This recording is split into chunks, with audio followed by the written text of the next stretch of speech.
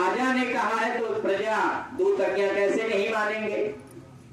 रानी को लेकर के, निर्दोष रानी को लेकर के घनघोर जंगल में जाकर के छोड़े आते हैं। ये बहुत ध्यान देना कि ये केवल जंगल और राजा की कथा नहीं है, ये हमारे तुम्हारे जीवन की भी कथा है। यहां तुम्हारे साथ कोई परमानेंट रहने वाला नहीं है। तुम्हें एक ना एक दिन अकेला होना ही पड़ेगा, इसलिए पहले से ही हिम्मत बांध करके चलना चाहिए। इसीलिए कहा जाता है कि किसी पे डिपेंड नहीं रहना चाहिए। नहीं, जिस दिन रानी की तरह तुम्हें छोड़ करके जंगल में चला जाएगा, आप नहीं जीवन को निर्वाह कर पाओगे। माता सीता जी को भी छोड़ा गया था जंगल में, लेकिन एक अध्याय लिख दिया अपनी मेहनत, अपने बल और अपनी ईमानदारी से। इस प्रकार से अब राजा का जब मदरा पान नशा उतरा तो राजा बड़ा दुखी रहने लगा। क्या करे, इतना दुखी रहने लगा, परेशान रहने लगा। लेकिन दूसरा विवाह राजा ने नहीं किया। उसको एहसास हो गया कि हमने गलती कर दिया, लेकिन अब क्या करें, कैसे करें, कहां छोड़ी आए। अब उसने सारे तरह से दिमाग को हटा करके और अपनी प्रजा की सेवा में लगाना शुरू कर दिया। बोलो गोविंद भगवान की। प्रजा की सेवा करने लगा। बहुत समय व्यतीत होता है। एक ब्राह्मण राजा के पास में आकर के कहते हैं कि हे राजन, मेरी पत्नी का कोई हरण कर ले गया है, कृपया करके मेरी इच्छा है ऐसी कि आप मेरी पत्नी का खोज करके लेकर आओ। राजा कहने लगे, ब्राह्मण देवता, हमने कभी आपकी पत्नी को नहीं देखा। कौन ले गया, कहां ले गया, कैसे ले गया, मैं कैसे खोज कर सकता हूं।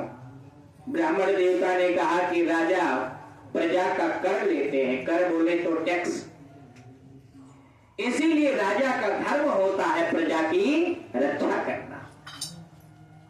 हमें नहीं पता, आप हमारी पत्नी को खोज लेकर के आओ। ब्राह्मण देवता, मैं किस प्रकार, मैंने तो कभी देखा भी नहीं अपनी पत्नी को, किस स्वभाव की थी, किस शकल की थी, मैं कहां ढूंढूंगा।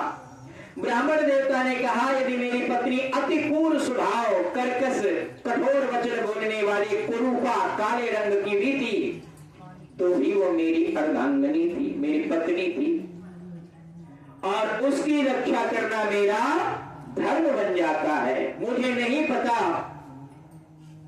आपका तो ये धर्म बनता है कि आप मेरी पत्नी का खोज लेकर के आओ। कई बार बोलने पर, ब्राह्मण देवता के कहने के बार बार प्रार्थना करने पर राजा अपने अस्त्र शस्त्र को सुशोभित करके और ब्राह्मण देवता के पत्नी को ढूंढने के लिए चल दिए।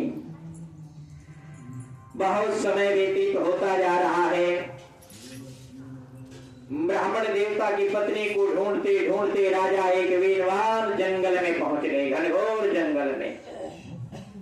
इतना घना जंगल है कि दिन में ही अंधेरा दिखाई पड़ता है। राजा ने देखा कि एक बट वृक्ष है, उस बट वृक्ष के नीचे एक ऋषि मुनि तपस्वी आसन लगा करके, कुशा के आसन पर बैठ करके और नाम जप कर रहे हैं। राजा उनके पास पहुंचे, लेकिन देव ऋषि ने राजा का मान सम्मान नहीं किया। बहुत ध्यान देना, मान सम्मान नहीं किया। राजा ने जाकर के हाथ जोड़ा, प्रार्थना किया